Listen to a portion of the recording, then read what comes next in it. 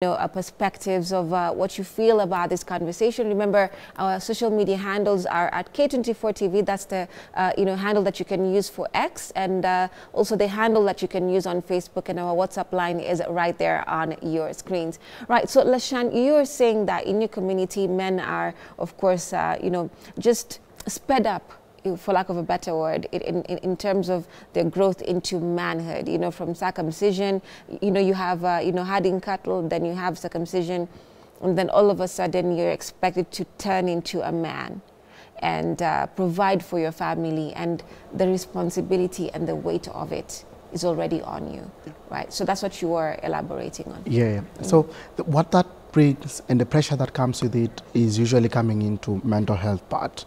And the mental health part cuts across, I think, across the country and across the world.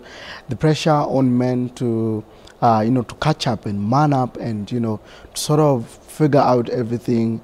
I mean, you are expected to graduate with someone and marry them, but slightly they are expected to have figured it out, even if you graduated together. And so those kinds of pressure are ending up having men really get addicted probably to drug and substance abuse, just because of the pressure that's on them. And what we're saying is we want to continuously try and create an opportunity for men to open up and men to talk about their issues. You see, even during circumcision, there are young men who, during that time, for example, undergo injuries or, for example, have complications during circumcision, and they don't speak about. Young men grow up with keloids, and others grow up with with fear. The component of the psychosocial part is really being left out. So us having to be able to talk about some of these issues and let them also understand about STIs, and let some of the things that we're also trying to create is we're trying to break the myths and misconceptions around men. You see, there's this analogy that men are simply supposed to have figured it out and know their own sexual, orientation, for example. Or, for example, there's this notion that men are always, are the people who only want sex, women don't want it. We want to make it so normal for people to discuss it. And there is also issues we've had, for example, in my advocacy this time, we've seen that young men have come out to talk about the injuries they face during sex, while when the woman has undergone FGM, for example. For example, there is that type of FGM called infibulation, where after a woman has undergone FGM, they cut down the labia majora and the labia minora, and then they sew it to make it so small, and so the scar tissue injures the man, but the man does not talk about it. Why? Because men are supposed to simply, have everything within themselves and having to figure it out. What we're saying is we do not necessarily know what everyone else is going through. The people who are going through premature ejaculation and they cannot talk about it, well, yet it's an issue. It's a sexual and reproductive health issue.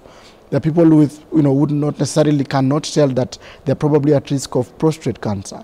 There are those who cannot talk about, sexually transmitted infections, or probably, things that they're going through in private that probably have a lot to do with their sexual life, and it's affecting their own performance when it comes to normal life. And we're talking about them as well, just to make sure that men also know that their issues are being prioritized. I see. Wow, that's quite, the aspect, because like we were just speaking during the break, it's women who are known to, of course, they do undergo a lot when it comes to aspects like that. I think even the details of FGM are quite gory, but having men being able to elaborate those issues, is quite important. So how do you do it? Do you go for different meetings in different barazas, maybe in your hometown, and then you bring the men together and then create a space where they can be able to be open and speak about these particular issues, especially from women in their communities of women they've married? How do you bring them in and make that a space where they are comforted, that they can speak and still, understand that you're losing nothing of your ego by being here? Yeah, absolutely. So at Territory Africa, we've categorized, but also have given a wholesome approach. So what we've done is for young girls in school especially, we are building their agency, building them to acknowledging their own rights and knowing what the government has in store for them in terms of their rights, the sexual and reproductive health rights, so they can stand out and know that FGM is out. So that is something they can call on a toll-free line or report. And so that is, for young girls, we build on their agency. But for women, we also speak to them about the dangers, and we have all these conversations about how FGM is affecting girls' education and how times have changed. You know, you cannot talk about, FGM that happened in the 1980s or 1960s and just say that it's going to have the same impact. One of the arguments that we usually have is, during then, there used not to be COVID, there used not to be diabetes, there used not to be high blood pressure, which means our bodies have changed at this moment, because someone could get asthma and they die out of a simple disease. It means our bodies have become lighter, and the fact that we are also still pre-exposing young girls to more danger is also just putting us at a very, very high risk. We're also talking to them about the law of the land and what, what the Constitution says. Same to the men. We also have conversations with them separately. Elders as well, religious leaders, and also Morans. So Morans are the transition period, from being a young man to be a man, and to being also a family man, and also being an elder. So that is a strategic point where elders pass on customs to us. So the customs that we want to retain are those beautiful customs of the Maasai culture, but also to remove some of these cultures that are, probably bringing on gender inequality, like FGM, like child marriage, like gender-based violence, intimate partner violence. And also what we are talking about at that time is a transition, which is very important. So my generation can inherit things that can help our generation, because generations are changing.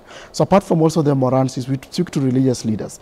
As you know, religion takes a very important role in communities. So many people, at least at this moment, are there to a certain church, especially in most of our communities. And so being able to speak to religious leaders to also serve as an avenue has provided us an opportunity to discuss about these issues. One of the churches that we've worked very closely is the Covenant Church International in Narok. We've been able to closely work with them, and they have given us a place to talk about our issues, but also they've also come out to be champions against FGM. Some of the churches, like the CCI Church in Narok Town, has provided with us a rescue center that allows us to discuss these issues, but also to have the girls stay there and we talk about these issues. But then one problem we are facing is there's a blame game between the men and women.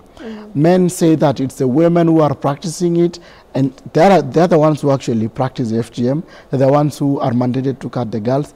But then the women say that the men are demanding that we will only marry girls who've undergone FGM, which becomes a big problem. So on the men's side, we are trying to cut the demand and talk to them about what are some of the repercussions of a woman who've undergone FGM, what are some of the complications that can come up, what are some of the issues that you should look up to, and we are asking them not to put so much pressure on young girls who have to undergo FGM. And on the women's side, we're facing a high-level secrecy, because then there's so much hiding about this practice. It's practiced at night. There's no longer events about it. There's no festival. There's no alcohol. Right now, it's just the girls are cut and they live a normal life wearing normal clothes, and you no longer can be able to tell. And what we've also seen is cross-border FGM. We're seeing girls being taken to Tanzania, where the Maasai community we cut across. So a mother will say, I would like this girl to go and say hi to her grandmother on the other side of the land. And then since Tanzania is not very stringent when it comes to the laws against FGM, they undergo FGM, then they come back. Those are some of the issues we are facing, which is being perpetrated by women, unfortunately. That's why we are trying to have this conversation, so at least we have a zero tolerance, at least in a home, such that there is so much vigilance towards the welfare of the girls. I see. So when you speak to all these people in these different sectors, do they now come back and have the baraza, let me say, with the men? Because I'd asked you specifically, how do you create that space? Do these religious leaders, for that matter, or elders now come and join the conversation and want to listen? Or is it a difficult thing? Do they argue until they reach agreement? Yep. How does it look like? Yeah, at the beginning, usually we have those separate talks, which are very important, but then we usually bring them together. For example, we have an initiative called Trees for Girls, and at the end of the year, we usually have a festival where parents come together to talk about these issues. And we have women come out and speak about those issues, and we allow them to argue. It's very fair to argue and to dialogue and to have those conversations. Then at the end of the day, we have those conversations where, for example, after we have the girls graduate, we usually have an elder bless those girls, and we have a pastor also pray for them. We have their mothers bless them, and that gives them an opportunity to also just see that there's a wholesome approach towards this issue. So slowly by slowly, we are seeing men and women coming together to at least say no to it. While there is still practice, at least the smaller number is the one that is practicing, and we are asking them to prioritize on education. And it seems we all have an agreement when it comes to education at the moment. So that is an area of collaboration between the different groups I've mentioned, coming in together and say, let's prioritize education, which is also at the same time giving us an avenue as an organization to meet the girls in school and even further capacity build them about their rights. So yes, converging is giving us a platform that is giving us an opportunity to also bring the government on board, like inspector coming in, we have police officers coming in, we have different, like the chiefs coming in to talk about those issues and talking about, some of these issues of people who have been taken to court and right now are serving a sentence because they practice FGM. These cases are continuing to, at least make sure that people are vigilant, that this practice is not just it's not just prohibited, but it's also against the law, and there is a service term that you could serve out of practicing it. I see. Now, yesterday we were having a conversation in a town hall concerning unintended pregnancies. Now, I would like us to take that particular aspect of the conversation in regards to men also being part of the conversation. I remember one gentleman in the audience said, we care. And one of them was telling the rest of the audience that we should abstain. People should abstain, keep the child. When it's an aspect of unintended, there are just very many, angles to it. But the biggest thing that came out of it is some men feel left out in the decision making when it's, especially when it comes to, a child. And when the mother decides either to keep or terminate the pregnancy for whatever reason. Now let's take that setup to the community level.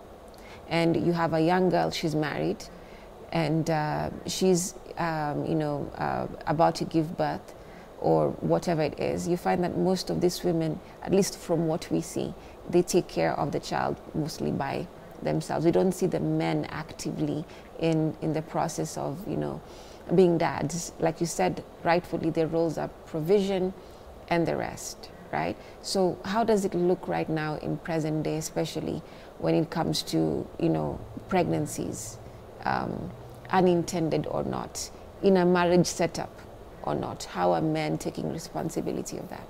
Yes, I think teenage pregnancy comes in as a very, very key issue when it comes to sexual and reproductive health. I think after the harmful practices, we usually talk about teenage pregnancy, and we are facing it as a big issue. There are some counties which are at 50%, like Samburu County. Narok is at 28% prevalence, and nationally we have a national prevalence of 15%. So you can tell that these issues, like in Samburu, you can say out of the teenage girls who are interviewed, 50% had faced teenage pregnancy. And so it's a big issue that we have to talk about. And what we've seen in terms of the involvement of men in this conversation, number one, these are children. Most of the time, the teenage pregnancy component it's involving under 18-year-olds. So you can imagine having to be able to, a girl trying to figure out her own body, her own menstrual cycle, trying to figure out, the practice of FGM, that she's under threat or has already undergone FGM, or the fact that she's pregnant now, she's having all these thoughts of what next. I think we usually leave out the man, that they're also trying to figure out everything, that they have no idea what do we do next. They don't know whether to keep or terminate the pregnancy, which is illegal in Kenya at the moment. Yeah. And they also do not know, they do not also know what is it to be a father. Does it mean that I get married to you first? Or does it mean if you terminate the pregnancy and it's illegal, do I still face the repercussions? And we've seen in communities like my community, the moment you have had a girl get pregnant, you are forced to marry that girl. That is something that is almost common right now in my community. Or you know, for them to make you forcefully marry that girl, you're prosecuted and you're taken in for some days, and then you're forced to come back and accept, forgetting that this young man also has their own mental health component of trying to figure out what exactly is going on. Probably they've never been taught about their own bodies. They didn't even know that they could get a girl pregnant. And we've seen, even in our, in us creating awareness, we have been able to meet girls who are sexually active but do not know that they can get pregnant. They only know that you can only get pregnant when you're married. But then it's possible to get pregnant at 13 or 14 years old. Yeah. Others, barely know what exactly to do with pregnancy. They think it's probably just a bad day they are having, or it's they're sick. And so by the time they get to have to find out that it's actually a pregnancy, sometimes it's too late, or probably their bodies are not ready to be able to, to carry on the pregnancy. And what we've seen is, I think there's need to be increased dialogue when it comes to these issues. I'm not advocating for anything that is illegal, but I'm just asking that we interrogate our own values. Being and going to schools every week to talk about SRHR, we are having girls ask us very difficult questions. A 10-year-old girl will ask you, I have been using this type of family planning, well, how can I change it? A 10-year-old. You'll have them ask them that my boyfriend does not want us to use contraception, and she's 13 years old. But on the other side, you talk to the parents and they're like, our kids are not sexually active. Like, talking to them about some of these issues does not make sense. You are increasing immorality by talking about contraception. Well, when we go to school, they talk about these issues. They talk about pornography.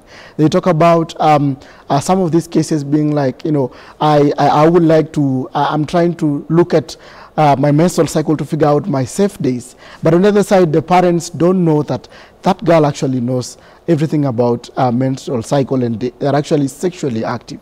And so there is a problem, and my boss used to say there are only two ways that you can talk about pregnancy. Number one, let us accept that pregnancy is caused by sex. It's not caused by poverty. It's not caused by lack of sanitary pads. It's sex that causes pregnancy. Otherwise, if it was poverty, even boys are poor, but they're not pregnant. It's about sexual activity. If we come to terms that actually the young girls have access to a lot of information such that they are sexually active, and they can see all this on Instagram, on Facebook, and their bodies have hormones, and so they are aroused. So can we come to terms that there is a lot of sexual activity? Yeah. Otherwise, I'm not the one who's going to break the news, but you'll get to find out when it comes to teenage pregnancy, because then you get surprised that your girl is actually pregnant and has even figured out about abortion, while you thought they didn't even know what sex is. Or probably they have been sexually active, and probably they are having complications with the family planning method that they are using. So I must say that this is something we must come to terms with, so that then we come in and discuss then what do we do about the situation, and how can we have to talk to, at least these girls at teenage level about sexual and reproductive health, about them understanding their bodies. I don't think you want to have your child get pregnant before they even know their menstrual cycle. I think that is something that we don't want. So if they are sexually active, then let us have these conversations in churches. Let us have these conversations in schools.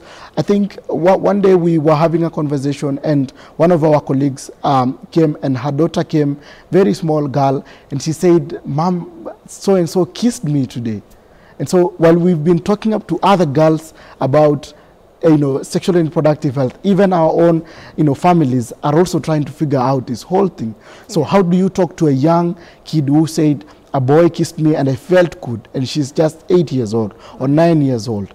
Isn't it time we have these conversations? Most then as much as we not talk about it, the teenage pregnancy is showing 50% in Samburu is alarming, 28% in Narok is alarming. Some counties like West Pokot are also very high. Does it mean these pregnancies are coming out from heaven, just the way we used to be taught that you're bought from a supermarket? Sexual activity is going on. For that matter. Yeah. Yeah. Leshana, thank you so much that we're able to have this conversation freely. I mean, it is at the level that we were also having yesterday. There were very many questions from the audience. And one of the things is there's so much happening on the ground Yeah. that is not in tandem with what the statistics are actually people. Yeah. But the stories from the people are actually very alarming. Yeah. What we are seeing, the numbers, now those numbers, if it's 28%, the stories from those numbers Yeah. are, quite alarming. So the sensitization of this particular aspect is so important. Thank you so much for coming, Lashan. Thank you. We will have this conversation, on another day. Sure. I mean, it's such a wide topic, and there's so much to exhaust, but we appreciate you coming here. It's my pleasure. This Thank morning. you so much. Right. Thank you so much for watching Morning Vibe. My name is Remmy Majala. We'll see you again tomorrow. Thank you for joining us. Wow.